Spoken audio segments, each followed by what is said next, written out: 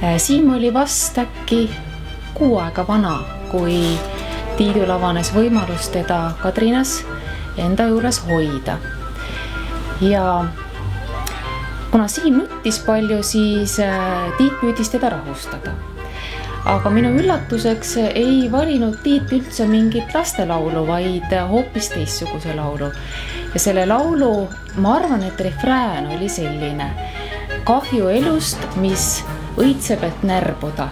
See oli minu kui noore inimese jaoks väga kummaline lauluvalik ja meeles mul tänapäevani.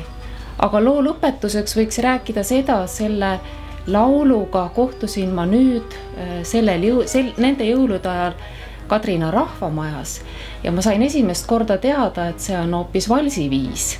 Nii et ligi 20 aastat hiljem kuulsin ma seda laulu uuesti ja seda korda siis rahvamaja naiskoori esituses.